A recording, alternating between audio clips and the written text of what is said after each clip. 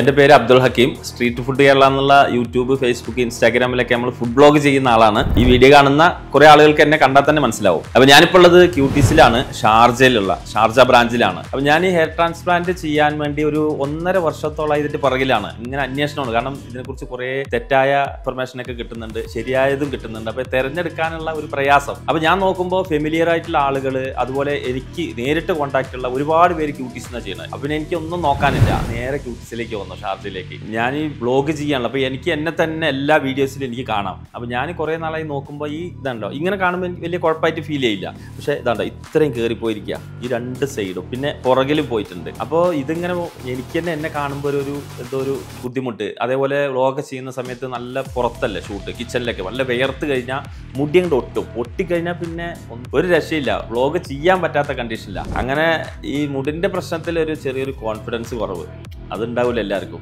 അപ്പോൾ ഞാനിതിങ്ങനെ അന്വേഷിച്ചപ്പോൾ ഇഷ്ടം പോലെ ഹെയർ ട്രാൻസ്പ്ലാന്റിന്റെ ആളുകളാണ്. അപ്പോൾ നമുക്കൊരു ട്രസ്റ്റഡ് ആയിട്ടുള്ള ഒരു സംഭവമല്ല, നമ്മുടെ തലയാണല്ലോ അത് കൊണ്ടുപോയി കൊടുക്കുന്നത്. അപ്പോൾ അതിന്റെ അന്വേഷണത്തിലാണ് ഇങ്ങനെ നടന്നപ്പോഴാണ് ഈ ക്യൂട്ടീസ് ശ്രദ്ധയിൽപ്പെടുന്നത്. അതായത് ഇത് പലരും പറയേണ്ടത് ടെക്നീഷ്യന്മാരൊക്കെ ചെയ്ത് പ്രശ്നമാവും, അങ്ങനെയൊക്കെയുള്ള ഒരു അബദ്ധധാരണ മനസ്സിലുണ്ടായിരുന്നു. അതെല്ലാം മാറി ഭയങ്കര ക്ലീൻ ആയി എന്നുള്ളതാണ്. നമ്മൾ 1 ടൈമെങ്കിലും വരണം. ഇത് ചെയ്യാൻ ഉദ്ദേശിക്കുന്നവർ ആദ്യം വിസിറ്റ് ചെയ്യണം. വിസിറ്റ് ചെയ്തിന്റെ കാര്യങ്ങൾ മനസ്സിലാക്കിയിട്ട് വേണം ചെയ്യാൻ. പെട്ടെന്ന് എടുത്തയാടി ആരും ചെയ്യരുത്.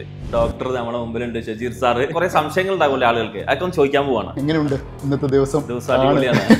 അല്ലെ, ഇതുവരെ അന്വേഷണ സമയത്തൊക്കെ പേടിയുണ്ടായിരുന്നു, ഇവിടെ വന്നപ്പോൾ ഒരു പേടിയില്ല, ഭയങ്കര ഹാപ്പിയാണ്. പ്രൊസീജിയർ അത്രയും ഒരു സിമ്പിളാണ്. എല്ലാവർക്കും ഉണ്ടാവുന്ന ഒരു പേടി, അയ്യോ അനസ്തീഷ്യ കിടന്നങ്ങ് ഉറങ്ങിപ്പോകുന്നു. ഞാൻ ഇത് ഓപ്പൺ ആയിട്ട് പറഞ്ഞു കഴിഞ്ഞാൽ പ്രൊസീജിയറിന്റെ അടിയിൽ ബ്രേക്ക് എടുത്ത് ഭക്ഷണം കഴിക്കാൻ പറ്റുന്ന സിമ്പിൾ ആയിട്ടുള്ള ഒരു പ്രൊസീജിയറാണ്. പല ആളുകൾക്കും ഉണ്ട് ഇത് ചെയ്ത് കഴിഞ്ഞാൽ ഒരു ബുദ്ധിമുട്ടുണ്ട്, പ്രശ്നങ്ങളുണ്ട്. ഇതൊരു സ്കിൻ പ്രൊസീജിയർ അല്ല. എല്ലാവരും മനസ്സിലാക്കേണ്ട ഒരേ ഒരു കാര്യമുണ്ട്, തൊലിയുടെ മുകളിൽ എക്സ്റ്റേണൽ തൊലിയിൽ മാത്രം ചെയ്യുന്നൊരു പണിയാണ്.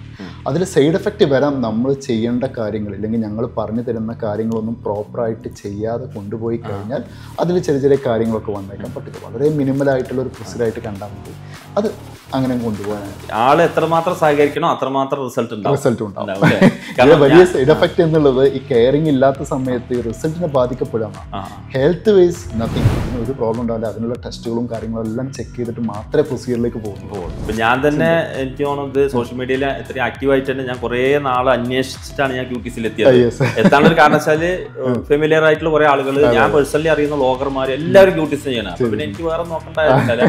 അപ്പൊ അത് ഞാൻ ഷാർജ തെരഞ്ഞെടുക്കാനുള്ള ഒരു കാരണം വെച്ചാല് നാട്ടിൽ നിന്ന് മാറി നിന്ന് ഇവിടെ ഫ്രണ്ട്സ് ഒക്കെ സമാധാനത്തില് നിന്നിട്ട് ചെയ്യാന്ന് പറഞ്ഞിട്ടാണ്. ഈ നാട്ടിൽ ചെയ്യുന്നവർക്ക് തന്നെ എവിടെയൊക്കെ ബ്രാഞ്ചുള്ള നാട്ടില് കോഴിക്കോട്, കൊച്ചി, ട്രിവാൻഡ്രം, ബാംഗ്ലൂർ, ഇവിടെ കരാമയിലുണ്ട്, നമ്മളെ മലയാളികൾക്കായിട്ടുള്ള കരാമയിലും ഉണ്ട്, പിന്നെ ഒമാനിൽ വരുന്നുണ്ട്. കാരണം ഇതെല്ലാം ഞാൻ കീപ്പ് ചെയ്യേണ്ടത് നമ്മുടെ കരാമ, ഷാർജ എന്നൊക്കെ പറയുമ്പോൾ നിങ്ങൾ ആലോചിച്ചാൽ മതി, മലയാളികളെ മാത്രം ഫോക്കസ് ചെയ്തിട്ട്, അല്ലെങ്കിൽ നമ്മുടെ നാട്ടിലൊരു ബ്രാൻഡ്.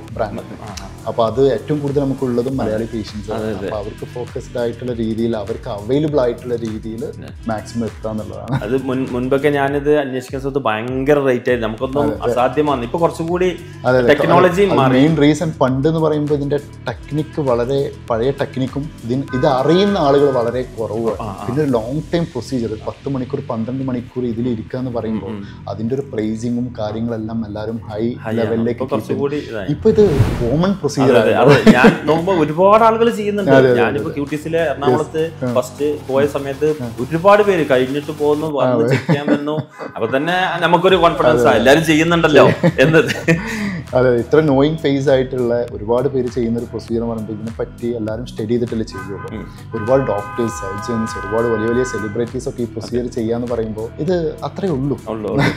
ഇതേ സ്ഥലത്ത് മണിക്കൂറുകൾക്ക് മുമ്പുള്ള വീഡിയോ ആണ് മുമ്പ് കണ്ടത്. അപ്പോഴും ഞാൻ വളരെ ചിരിച്ചിട്ട് തന്നെയാണ് സംസാരിച്ചത്. ഈ പരിപാടി എല്ലാം കഴിഞ്ഞു, പ്രൊസീജിയർ കഴിഞ്ഞിട്ട് ഞാൻ അതേപോലെ ഇരിക്കുന്നത് എന്തുകൊണ്ടാണെന്നറിയോ? അത്ര സിമ്പിൾ ആണത്. ഇത് നമ്മൾ വിചാരിച്ച പോലെ പേടിക്കേണ്ട ഒരു കേസും ഇല്ല. എല്ലാം സെറ്റായി.